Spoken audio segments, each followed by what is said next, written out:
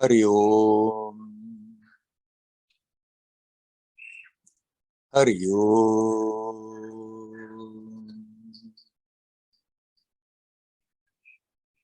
Hari Om.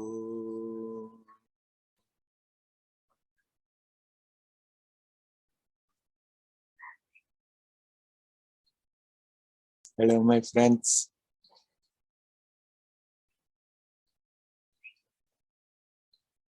Nice to meet again. Let's fill our cyber room with light and love and radiate.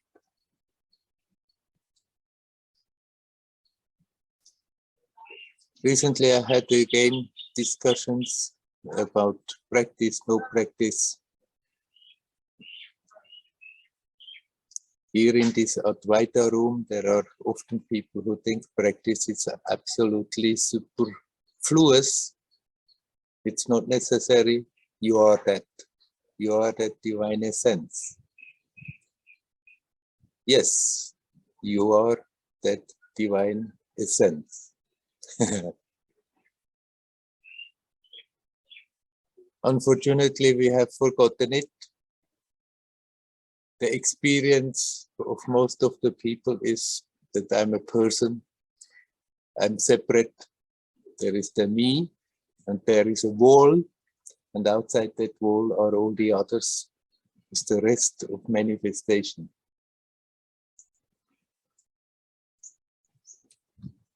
And often the argument is of these people, but how could a person make efforts not to become a person?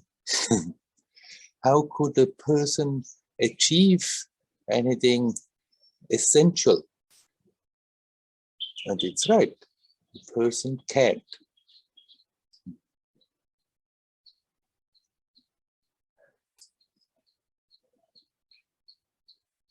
You are not a person now, even if we think we are. It's like a dream. We identify with that role that we are playing. But the life in this personality is a reflection of you, of what you are, that divine being. It's not that we have to improve the person, and eventually we are becoming divine. Essentially, you have never been anything else but that one divinity. Then why practice? Practice helps us to become more aware of what is happening. Practice is giving insight. If we have every day some time where we are not busy with anything else, but to be consciously here, consciously alive, consciously conscious, not half asleep conscious, then that increased awareness gives clarity.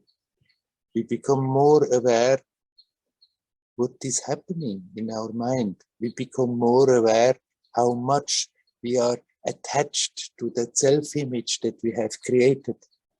And because of that attachment, keep on creating tensions. And those tensions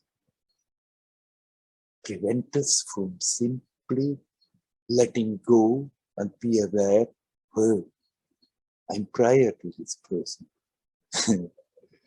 I'm not this person. This is just the role that I'm playing.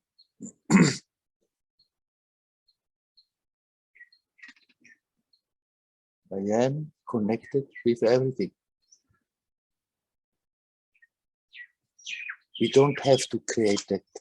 It's not something that we have to achieve.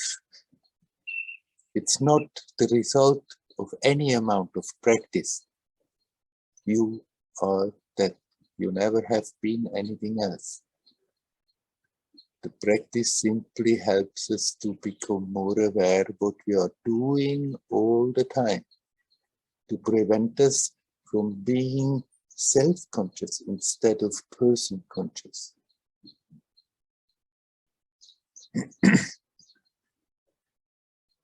Practice helps us to be more alert also the rest of the time. If we have every day some time where we are just fully here, as good as we can, the mind will still go off, then we become aware, come back. If we have a concentrated time like this every day, then the rest of the time it's also easier to remember. Don't get so completely lost in the story. Be aware of that which makes the experience possible. Here, now. Full of light, full of life, full of the bubbling joy of existence.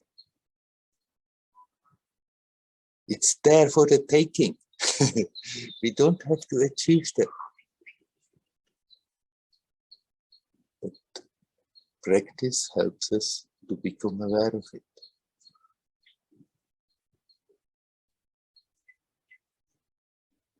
There's no point in simply believing as a belief system that you are that. And be satisfied with that. And anyhow, I'm that, so what's the point? Let's go and have a party. Nothing wrong having a party. But if we are identified with the role that we are playing in this whole story, there's no way around of making at least that little effort of reminding ourselves again and again and again and again. Hey, come, be aware, here now, prior to that identification. Come back to the source, to that which makes the experience possible, that sense of presence that is always there prior to everything else. That sense of being here, alive. That we have to learn to come back to that. Because out of habit, the tendency is always to forget that and be identified, hooked into so many things. And the regular practice simply makes it easier to remember. It builds up an energy. It builds up the force that gradually is becoming stronger than the force of the habit that is always pulling us away from it. That's the secret of practice. Not that we have to achieve divinity, not that we have to become the self, not that we have to go beyond.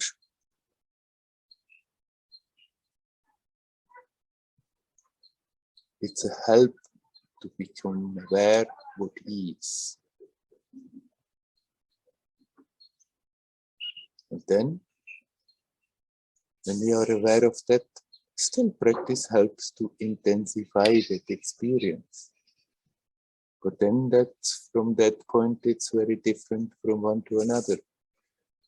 If it has become natural to still sit and meditate, someone will still meditate. Not more like, I want to get something, but simply being aware by every day doing for some time nothing is intensifying that experience. But we don't have to make efforts for that. Just can be, and whatever has to happen, happens by itself. There, that effortlessness is true, but we have to come to that state. And as long as we are making, without being aware of it, so much effort to create tensions, to create that sense of separation, we can have the lofty philosophy, all is Brahman, all is the self, all is that one divinity, but as soon as there is a little confrontation in the manifested world, we forget about it and create tensions and act and react and the usual human game, then what's the point? of saying, hey, I don't need to practice. The practice helps us to become aware of all these mechanisms and helps us to detach from them and learn to sink back in that ocean of existence, of peace and joy, of creativity and harmony.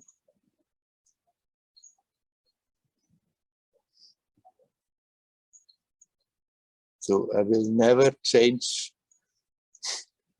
that attitude, no matter what I hear people saying.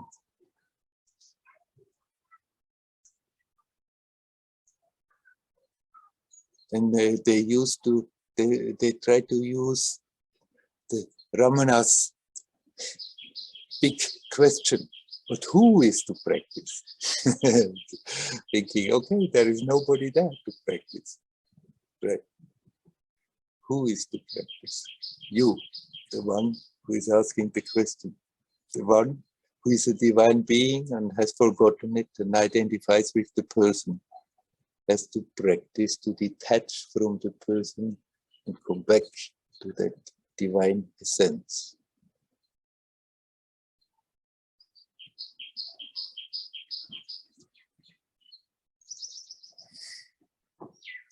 Okay, I let go of the subject. And I'm asking you, my friends, is there anyone who would like to come in? You're welcome. Hello, Werner. Hello. I see Ravi. Yes, yes. Can you see me? We haven't, I can't see you, yes. I mean half of your head. Okay, I can't view my head, but I'll try to move a little bit. Yes. Is that better? Yes. We have met. This is the first time we meet, huh? This is the first time, yeah. Yes, right. I've watched your videos, but I've also been sick for a few years. So yeah. I normally, if I do watch them, it's usually after the night because it's a bit late for me. But yeah, it's nice to be here. Yeah. You are, where are you? In Australia. Oh, so it's already late for you, huh? Exactly, yeah. Yeah. So my question is, I've got a mantra from Amma. Yeah. And I've been saying it for a few years. And I've got a couple of questions around my mantra just to get a bit of clarification because my mind comes in a little bit while I'm saying it. Yeah. And I still, it's a beautiful experience for me. But I guess the first question is, what's the difference between, for instance, when I say the mantra, it feels more of a peaceful experience. Yes. Whereas if I'm walking on the street and I think of the divine or feel the consciousness behind the trees or think of God in creation, it feels more of a heartful experience. Yeah. And somehow I seem to be more attracted. My mind says to me, I seem to like the experience of that heartfulness opening. Right. More than the peace. It could just be a judgment. So I guess my first question is you know, Amma says that you should say the mantra with concentration and devotion. And I do say it with concentration in that I'm very aware, I'm listening to the sound of the mantra. She also, but I don't know if there's much devotion. Like I'm not often thinking I'm saying a divine name. It's not like I'm thinking of God. Whereas when I'm walking and when I walk down the street and I say the mantra and then I think of the divine, the consciousness in the trees, the mantra moves more into the background and maybe that's a little bit, and then I feel more of a heartful experience, but I can hear the mantra happening. Mm-hmm. And I know Amma says it's good to think of the deity. when you say the mantra, but I don't think that's something you need to think of all the time. It's but when I do that, I guess that's the same as like feeling God. I might not be visualizing Amma, but it's feeling that experience. I guess sometimes my question is saying, what's the difference between peace and the heart space? And is it okay if I'm just saying the mantra and aware of the sound? Is that enough? Is that actually thinking of God? Or do I need to kind of open up to a sense of feeling consciousness around me? Or yeah. Right. Okay, let's come to that last part of what you have said. Is it enough to just say the mantra and be very aware? Yes. It depends people. Some people are more emotional and it's easier to imagine a deity and connect with a deity. But that the point is that that devotee starts to feel that divine presence, not simply intellectually connects and with the heart emotionally connects, but starts to feel that divine presence. And that divine presence is that same presence that you are touching when you are simply aware here, now, doing your mantra, being aware of the sound of the mantra. It's the same divine presence that makes you tick. It's yourself or a manifestation of that same divine presence. So people are different, and for some people it works better to always somehow connect I and God and feel that connection. But you can also just be quiet and perfectly fine. You don't have to think something is wrong with that you have to think about God. Now you say, when you go out and you rather connect with the trees and with nature and whatever, with the sky, and then you feel more of a heartfulness than peace. Actually, the two are just two aspects of the same experience. And sometimes you are focusing more and you are more aware of the peacefulness, and sometimes you're focusing more on the other and you are more aware of the heartfulness, but they are not two really different experiences. And more you will become aware that that heartfulness can also be there.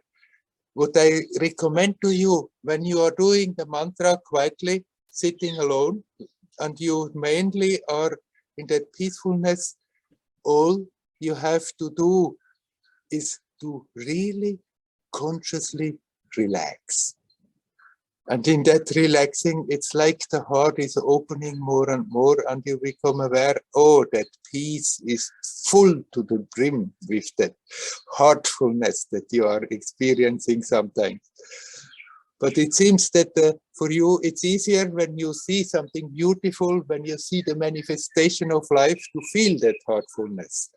But also when you're walking and feel that heartfulness, more and more you will become aware at the base of it is that same peacefulness that you are experiencing when you're just sitting quietly and doing the mantra. Now go on with what you are doing. You don't have to think something is wrong in either ways.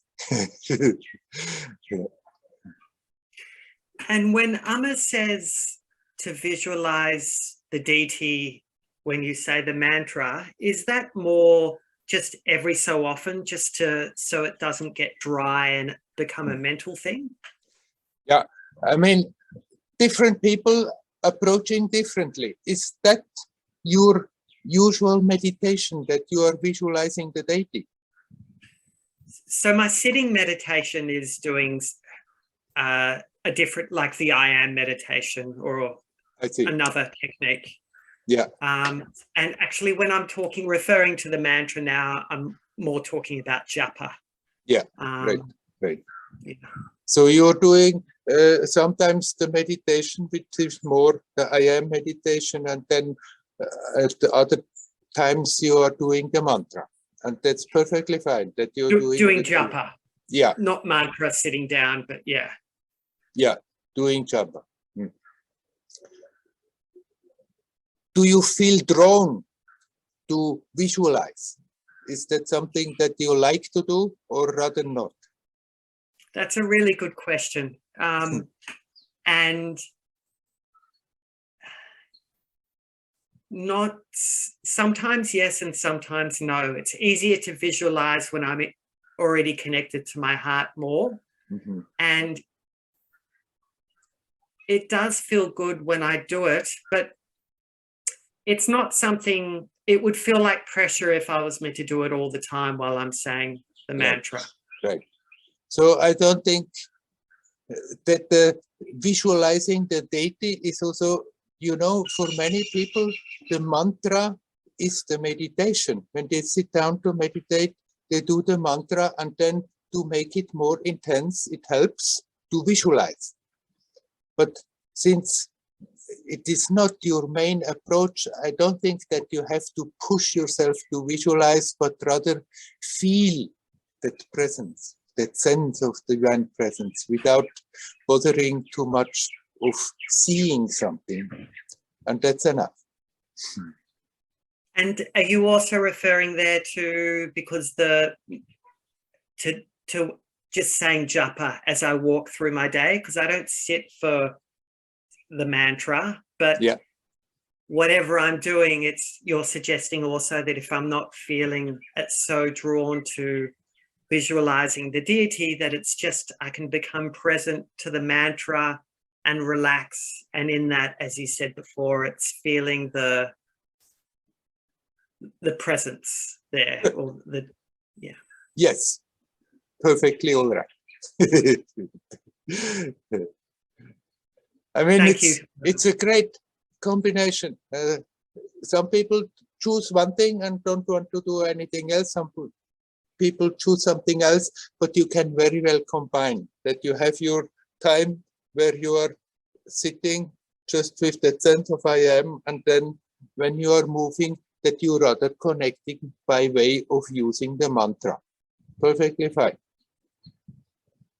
But obviously, since you are doing also that Advaita approach of staying with the I am, you are not so much of a visualizing man, but rather of just connecting with the essence, with that sense of presence, and that you can also do with the mantra. When you are busy, when you are walking alone in nature, and when you are walking in the midst of a crowd through a city.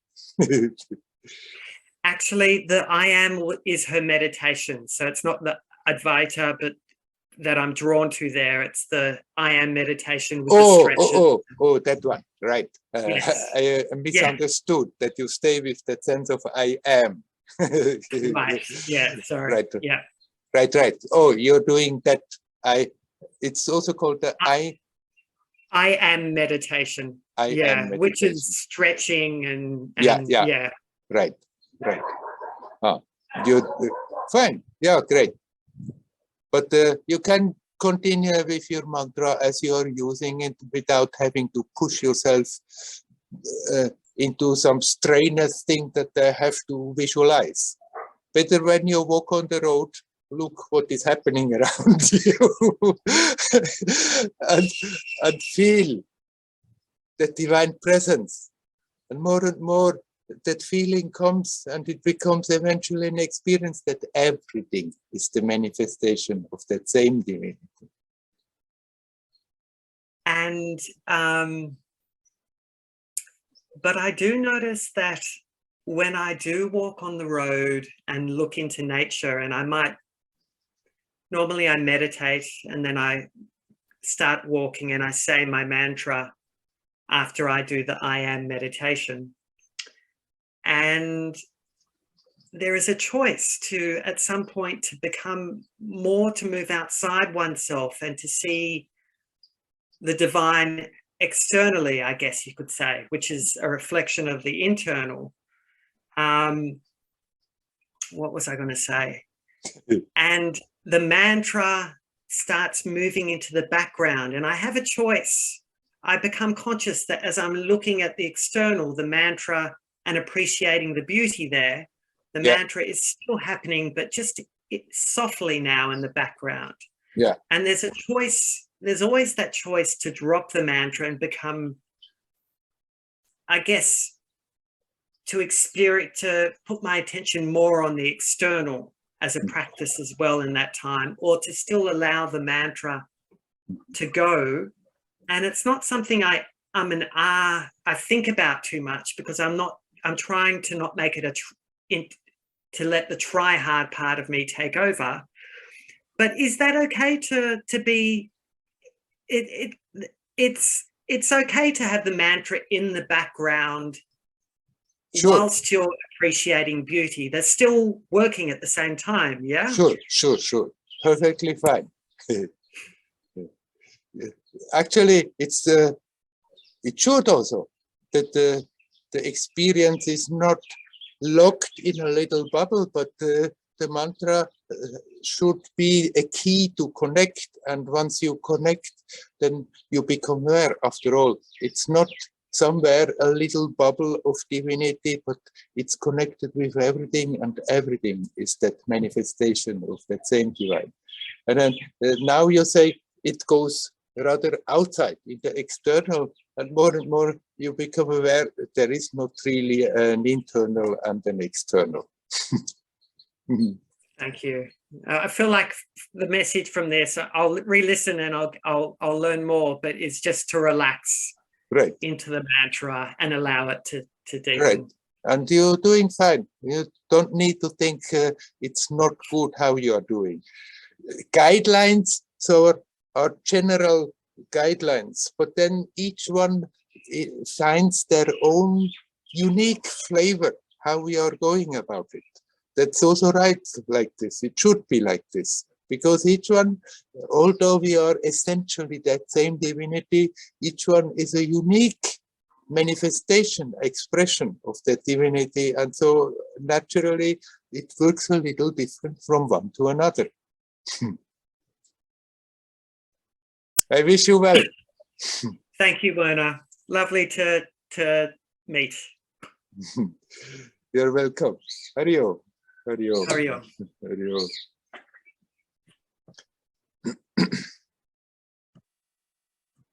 Okay. Is there anybody else who would like to talk? You're welcome to come in. Hello, Moksha. I see your name so far. And now I see your picture. Ah, great. Yes, I was very, I heard your words when you start talking about people saying we don't need to practice because I'm dead already. Yes. I totally agree what you say, because I feel it is always something to become aware of. It's never ending. That is what I see in my life. Right. And I have a special topic. I was long time not having much contact with women. Yeah. And now suddenly they opened up something in me, and now very nice connections are happening. Yeah. And then also old stuff comes up, like, oh, I'm afraid to lose her and blah blah blah. Yeah. And I now became aware of that whole life seems to be, to me, symbols. I give anything a meaning. Yeah. And if I look, actually, nothing has any meaning at all. But if somebody calls me, oh, Moksha, I love you, this is a symbol for me. Oh, any kind of symbol. Oh, I am good enough, or then I feel good. If somebody's not calling, oh, she's not thinking of me, and blah, blah. All kind of ideas comes and feelings. Yes. And I see this is just a private happening. It is just a symbol, and everybody has his own symbols. And we think it is like this. but it is not like this. It's just a private idea. It is amazing. And I see in this, practice is really needed, because to become more and more aware of this stuff is really relaxing. Right. Alex kann mir sein nicht ausleihen, der ist nicht da. Definitely. You can call it, you now calling it, it's all symbols. We have making our ideas about reality, what is real and what is not real. And our identification with a person, then we become emotional and put all these charges and expectations and interpretations into everything that is happening. And we can be so busy with all that all the time. And to learn to detach, it helps very much if we have regularly time where we are doing nothing else as good as we can. If something is happening in the mind and then we sit down and try to keep quiet, then still it will come back and try to sneak in and the mind goes around. But and sometimes people tell me, well, I was sitting, I sit, but then I think so much, so I think it's wasted time. I could do something better than sitting. And then I tell them, but no, you know, if you try to keep quiet, but you cannot keep quiet, there is no other situation in which you become so acutely aware what really is going on in the mind. It's not very pleasant trying to keep quiet and the mind is still going on, but there we really become aware of the mechanisms, and that becoming aware is the first step to learn to detach, step a step back and not more hold on to. So practice definitely helps that we don't, what you had just called, create all those symbols all the time. Yeah, and if we are not aware of it, it is my reality. Yes. You know, sure. She's not phoning me, she's not loving me, and blah blah blah, whatever. And then if I look, what is it actually meaning? Somebody is loving me. It's also quite a subject, right? Yes. I saw, oh, she is not loving me or whatever. I came, oh, strange idea actually. And what does it mean? Because it is such a big topic. I need love. Right. You see. Yeah. And normally we say, I need love from somebody else. Yes. But what does it mean? If somebody says to me, I love you, what I see is, then it gives some relaxation in the system. But if I look at it, if I'm here, I don't need so-called love from somebody else. It is just yeah. Sammy, can you be not so loud? Son is phoning. Yeah. And if I'm with me, if or better say, if I'm looking outside, then it seems that I need the love from somebody else. Right. It really feels like this. Yeah. That I'm here. Yeah. I don't need this. Right. It is, and what is it actually? Somebody loves me. Can you say something about it? I don't. It is a strange idea, actually. Huh? The thing is, different things are being called love. There is the emotion. And like all the emotions, an emotion is never steady, permanent. It's always, it comes in waves, it goes. And that emotion, love, is very pleasant as an experience. But it's not something that people then hear in the spiritual teaching. You should start to love everybody all the time, and then they try to emotionally do so, and it doesn't work, because emotions, they change. They come, they have peaks, they go.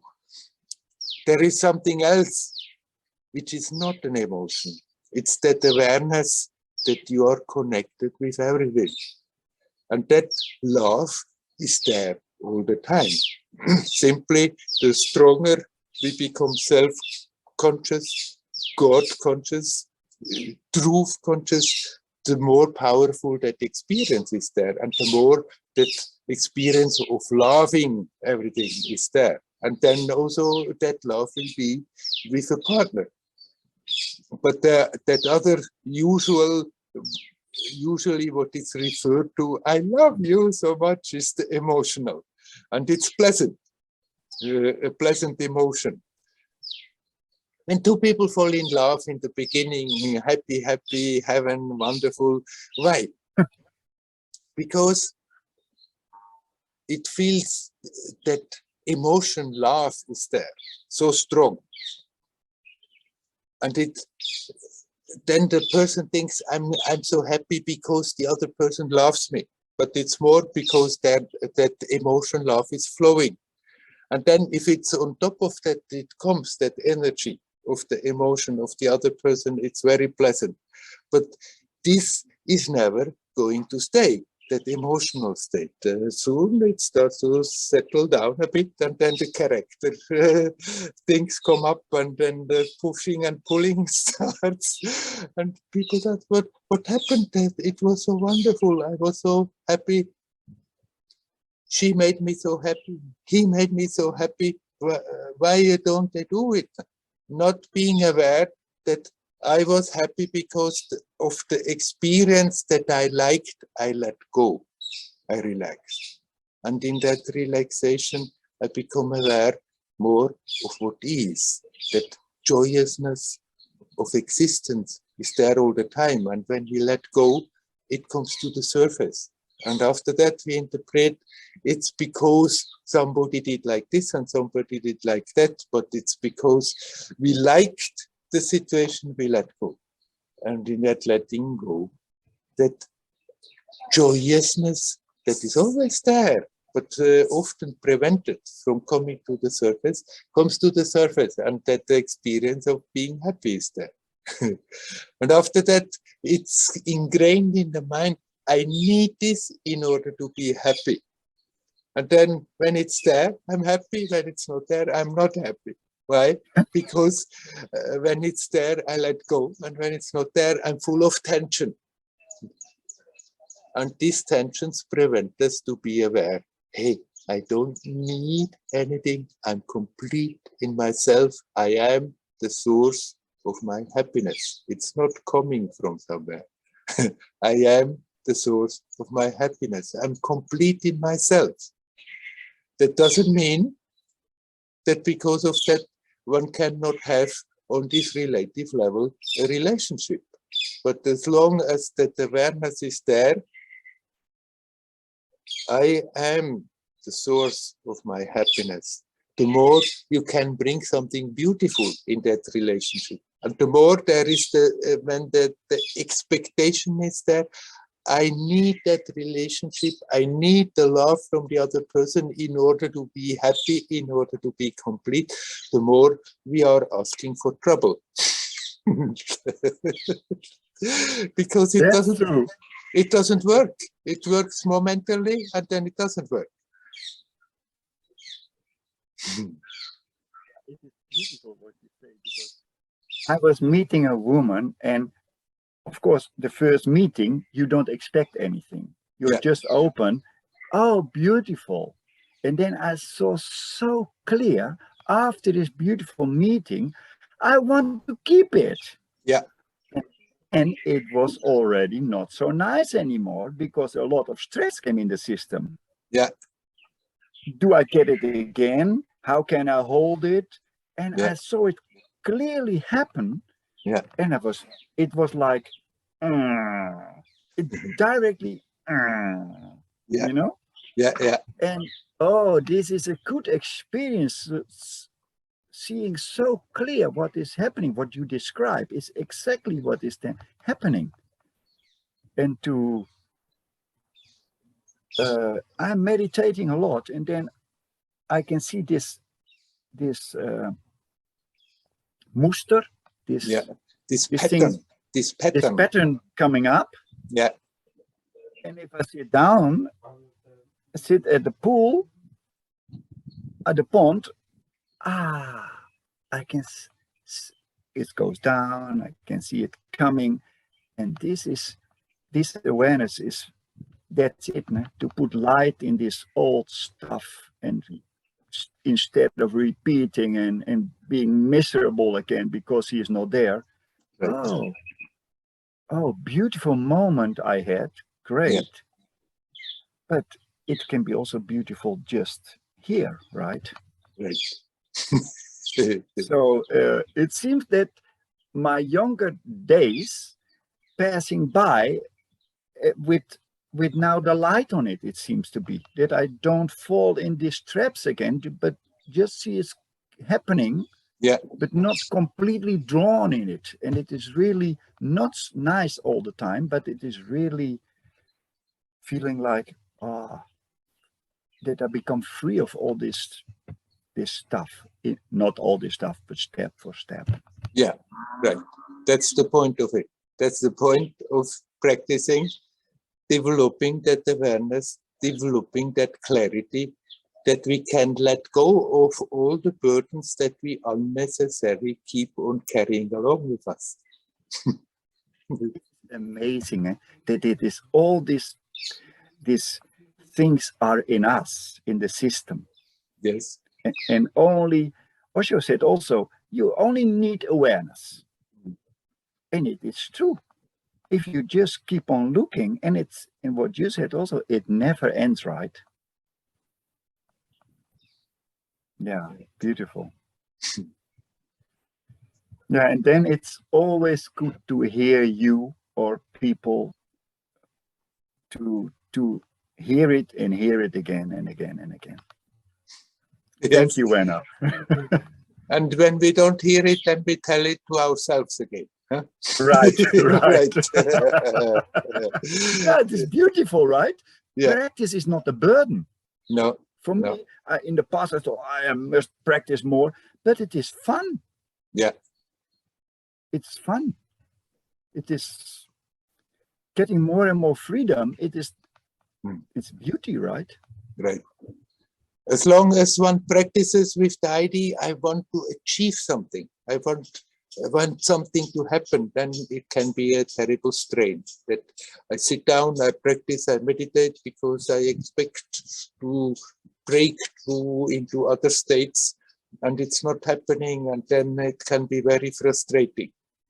But if you learn to playfully go about your practice, to learn to use the practice to just become more rooted in that awareness of that timelessness of the now, then practice is not more a stress or a burden or something terrible to do, but it's like if you come from your daily life, then there is the moment you can let go.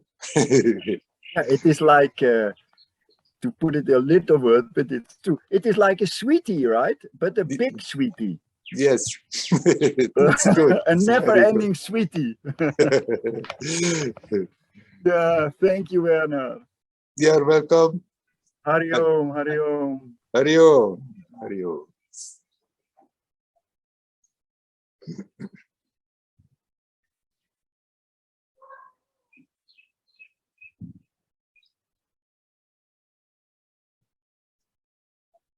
Is there anybody else who would like to talk? You're welcome to come in.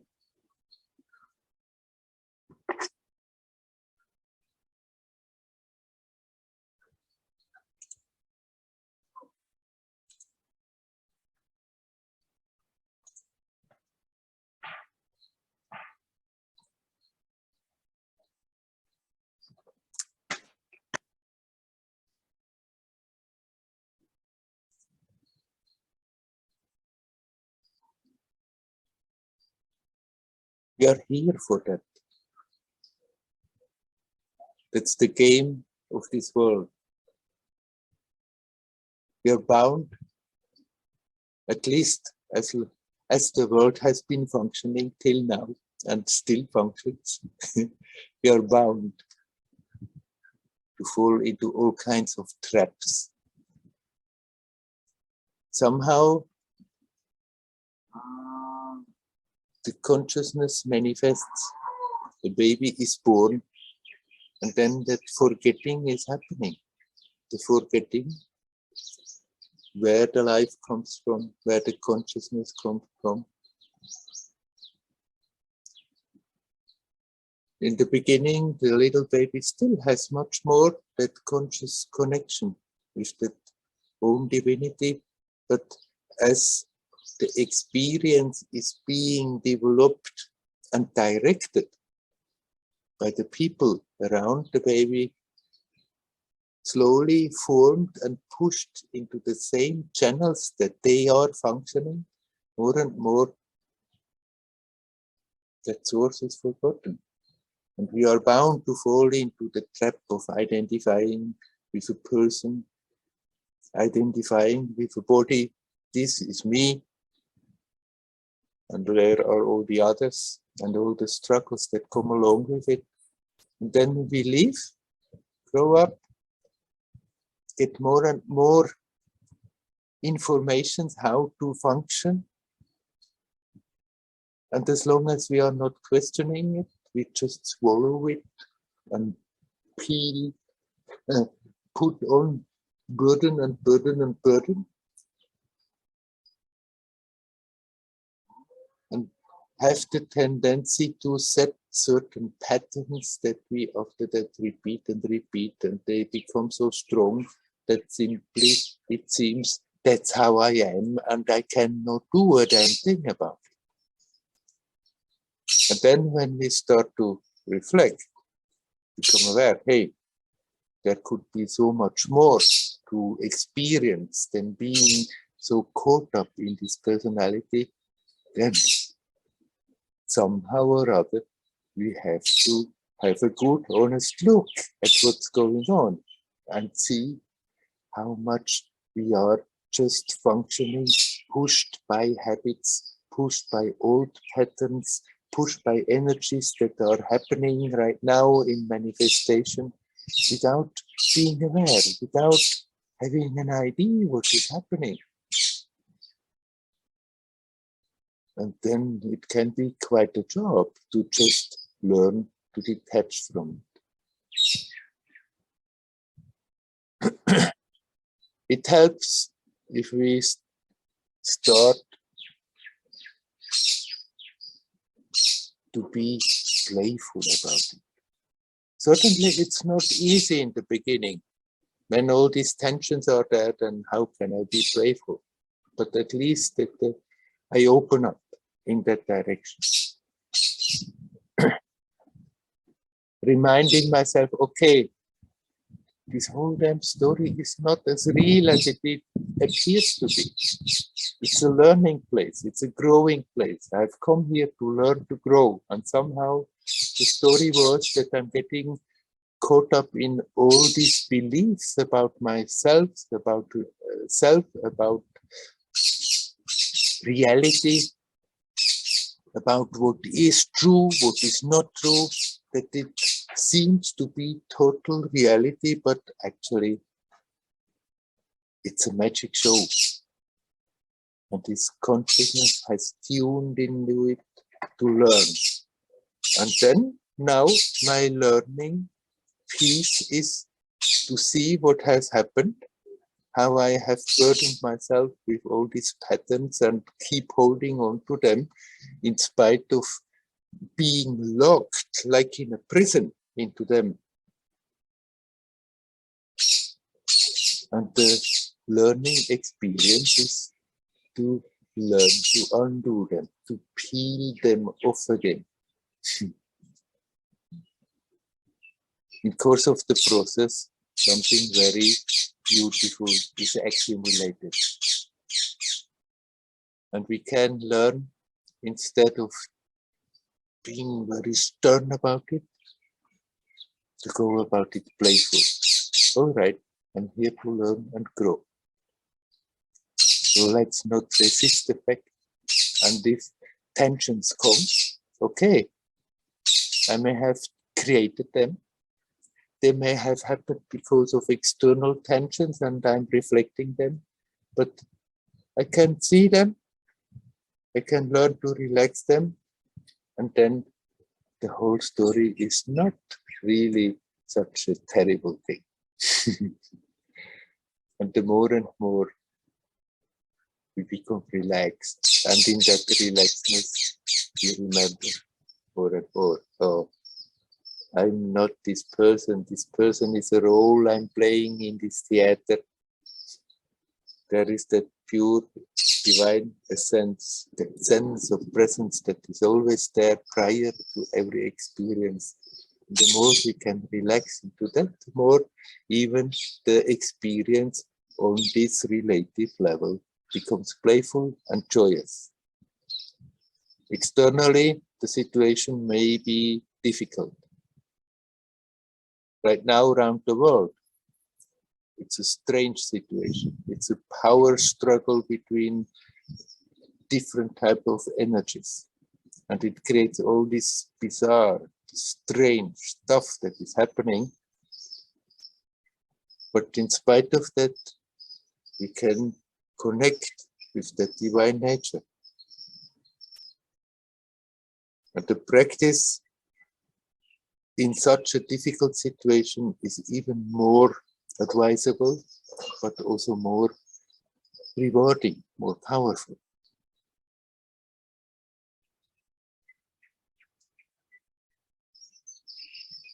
Practice means everything that helps us to become more conscious of what's going on. And with that increased consciousness, automatically the heart will open more and more. That we also become more aware how we are connected with everything.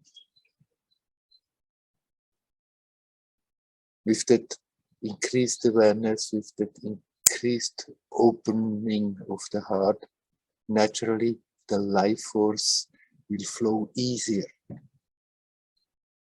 There will be an essential prana, an essential Shakti that is manifesting stronger and stronger.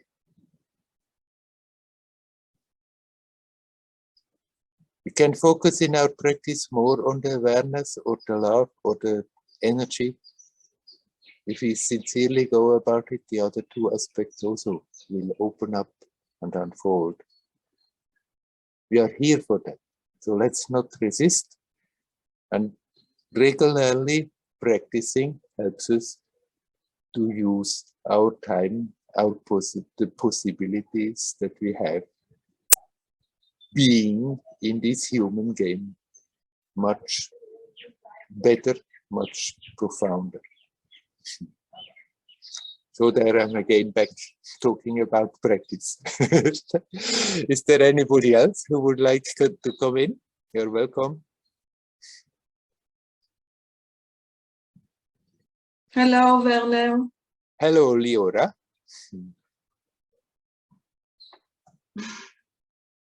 Yeah, it's again, I would say it's very radical.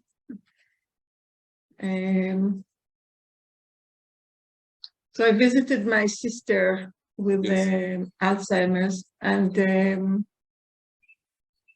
actually I stayed there much longer than I planned, and I didn't really want to go to live, not because I was feeling sorry to leave her, but because I enjoyed being with her. Yeah. And we connected very, very somehow. All the things that have been said here today by you and other people, we connected somehow on another realm, on another space somehow, because in a way I feel everything is okay with her, only that she doesn't remember things, or but when she communicates, she's it's beautiful, and she's very I experienced her very deep and very loving and very touching. She really touched my heart because she was so sincere also about her fear. Yeah. Specifically, she's very afraid of loneliness. She feels very lonely, and she feels lonely even when she's with people, probably because part of her brain is not functioning, so she's like isolated somehow. And yet, for me, there was a lot of contact between us somehow energetically, and I really felt we connected. And then I felt maybe it's not as tragic any longer. She gets all the treatment. She has a 24/7 woman who takes care of her. I mean, woman who takes care of her 24/7 out. And it's not so tragic unless we relate to it as a tragic situation. So it's not my opinion, actually. It's more something. I was very relaxed and I was very happy when I came back, and exactly as you said, I actually, I grew somehow from experiencing this with her. And I also felt that there isn't much to do except accepting it as she is. I mean, her health is pretty okay. Yeah. And I'm thinking of all the pain that I used to feel and other people feel. Now there's something going on also with my son. He's going through a difficult period, and there is a lot of pain for me there, of course.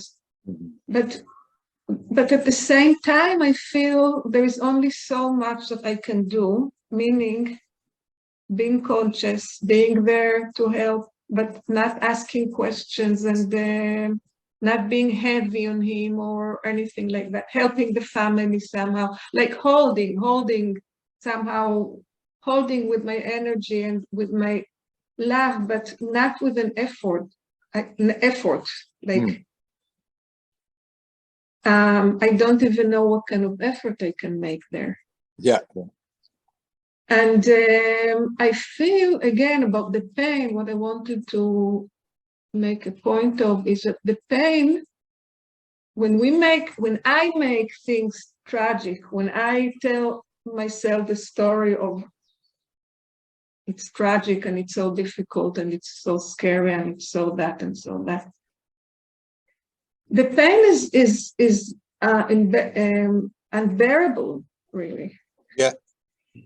I've tried so many things to do with pain. I mean, therapy and talking to friends, but it never helped, really. Yeah. The pain is unbearable because I made it unbearable. Yeah. Or not me, but it's the habit. I mean, we don't like pain. It's painful. Yeah. And in a way, I feel that something has no choice. I don't have choice. But it's not my choice. I didn't make a choice to let go. I think I said it already before. I didn't make the choice. I have been practicing. I do practice. But I don't say myself, just leave it, just let go. It's just being, through how I relate to things, it's like becoming less heavy. Right. Less heavy, less heavy, lighter. Right. And I just wanted to give a small example. I had a small pool, like I have a small pool, like sitting pool, which I have to blow and then I can sit in the water. Yeah. And today I sat for a long time there. And then when you started, just before we gathered, and then when you said what you said at the beginning, and I felt like I was a drop of water and I went into the big water, the big pool, and it was like merging. Me as the small drop of water merged with the big water of the pool. Yeah. This is like, in a way, me, not me, all this talking, connect, being, just be. It's just like we merge, like the drop of water merges in the water. When we drop the drop of water into the water, it just merges there. The drop doesn't say, I can't merge. It just has to, it has to merge. That's its nature. Yeah. So in a way, I feel maybe I'm not the nature of all the world, and it's different materials and different kinds of energies and stuff, but still it's merging.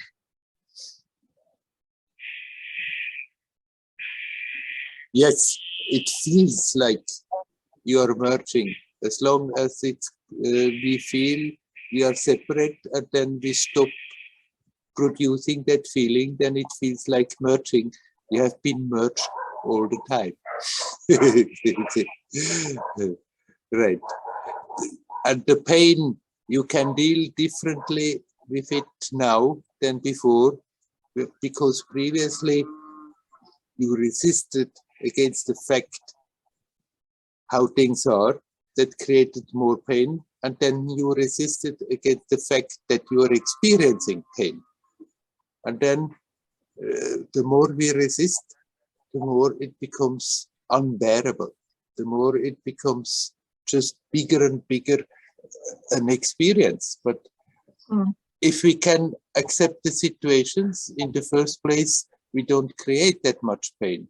If still a painful reaction comes and we can accept that there is pain and just be with it and accept it, then it doesn't get bigger and bigger and bigger. Then it's after a moment really consciously being with pain and accepting it, pain stops to hurt and starts to transform into something much more profound. And you said you didn't choose then in that difference how you are experiencing now, but I mean, at that moment you didn't choose, but you choose on and on again and again and again to make the effort to become more self-aware, to learn to be here, learn to relax. Those little choices from day after day, year after year, they're accumulating. Then after that, in situations, things start to happen, and you don't feel like now I'm choosing to let go, because you learned that letting go through the years of opening up to it. Right. Probably. Yeah. Yes. Yeah, with me, it's also I had to maybe take a step back from the practice I used to practice. Now, when you talk, I realized, stopped going to retreats as I used to do so often, and long retreats. Maybe it wasn't from, maybe I had to take a big step forward, but not through, I mean, I took a big step forward, but not through retreats, as maybe taking more responsibility and be more independent with my practice. Even Right. though, we have the meeting with you every week, but still it's not the same. And going my own way, not walking my own way, not so much in the form of retreats. And then now when I look backwards, in my case, at one point it actually was it stopped me from moving forward, if I can say in practice moving forward, let's say. But yes, it stopped me because I was kind of stuck in the system, another system. Right. When I talk of practice now already the whole time, then I not necessarily mean one structured practice. For many people, all these structured practices that are there, they help very much. and maybe they help for some time, and then it's time to let the structures behind. But the essence of all the structures, the essence of all the techniques is that they give us a help to make it easier to connect consciously with the source, to be here now, to connect with the timelessness of the now. This is the essence of the practice, and all these different techniques, they can be very helpful, but then for some people the one technique helps, for other people another technique is much better, or then gradually we can let go of the structure techniques and just do the essential practice. Connect, be aware, here now, and relax. Right. Right. Okay. Okay, go on like this. Thank you. Yeah, Hari Om. thank you. Hari Hari Om. Om, Hari Om. Hari Om. Hari Om.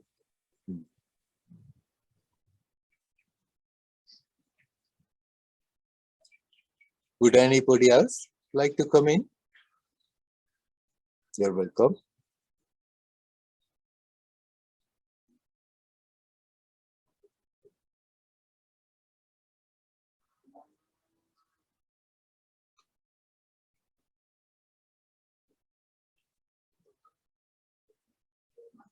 So I go on ranting a little more about practice, just to double up what I just now said to Leora. There are all these traditional approaches, very structured. One has to develop a certain discipline to be capable of practicing these approaches, has to develop a certain discipline to keep on practicing. May be very helpful that one goes to retreats, does it more intense, but then it needs a certain discipline to keep on practicing for oneself, by oneself.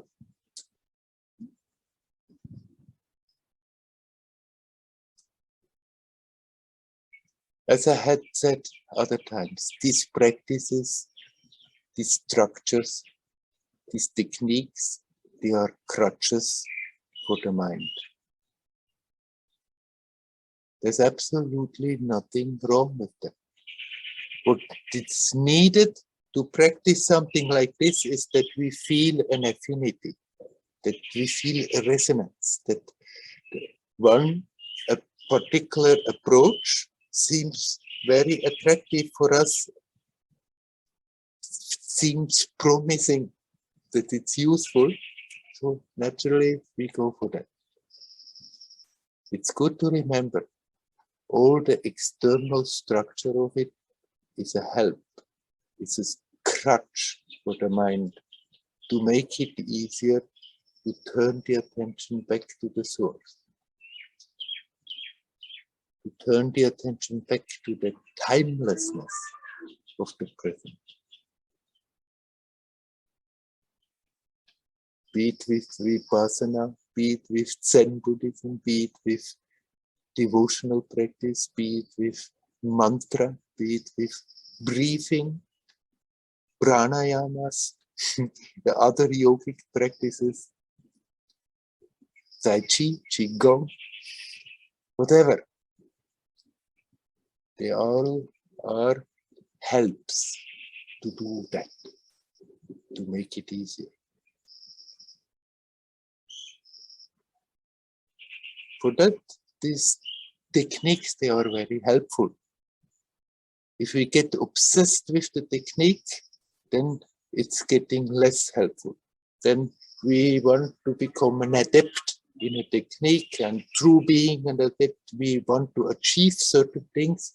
And it's of course, certain practice can achieve certain things, certain powers, certain abilities. But this is not the point of it. The point of it is to become aware of our own true divine nature.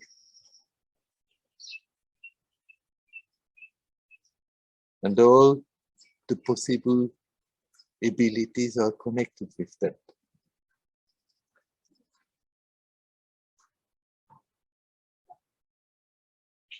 When I say practice, I not necessarily mean go sit down every day, cross leg, close the eyes, and do certain particular techniques.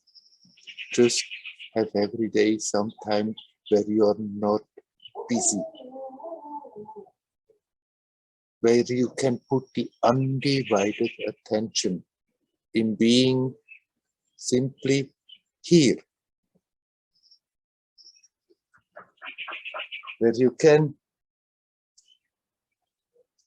consciously be conscious, alive. This is practice. It helps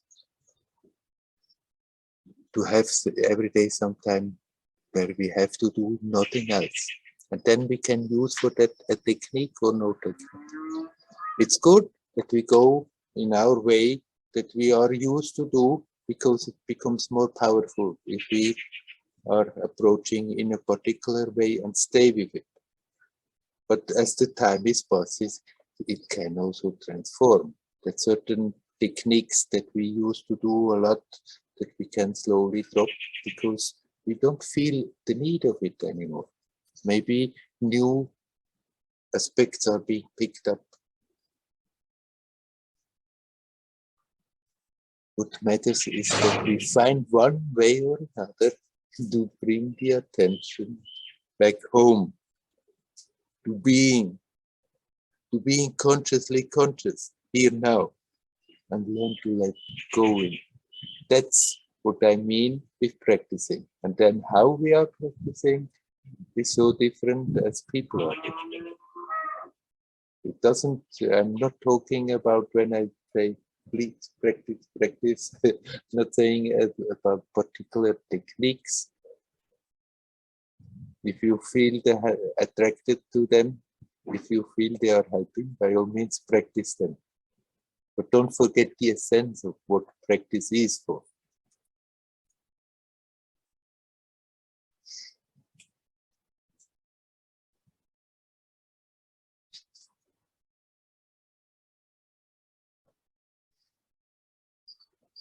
All right. I'm asking once again, would anybody like to say something more?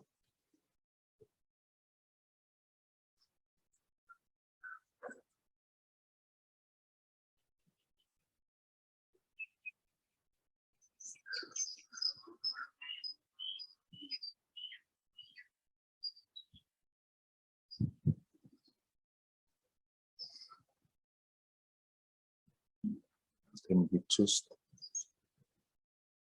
are here, conscious,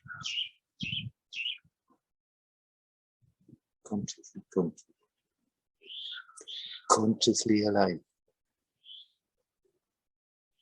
Here now is the source of consciousness, the source of love, the source of energy. Here now is the source of joyousness. Here now, timelessly, you are connected with everything that exists.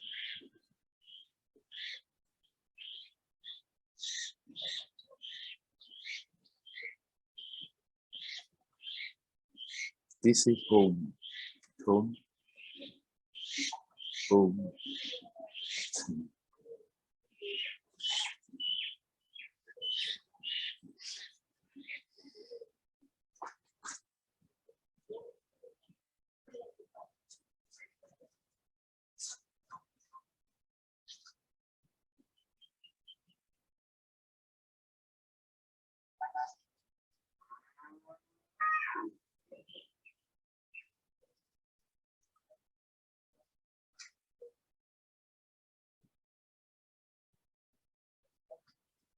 The mind may go out of that, create all kinds of ideas, scenarios. But prior to these thoughts, there is just that awareness of being, the sense of presence. The more we are capable of relaxing in that, the deeper the attention sinks, the more we become aware it is not simply dry peace, but it's the source of joyousness, the source of the juice of consciousness, the juice of life, bubbling with that energy that likes to express itself. Joyously, beautifully, creatively. We are never disconnected from that. We just have to learn to remember and be with it.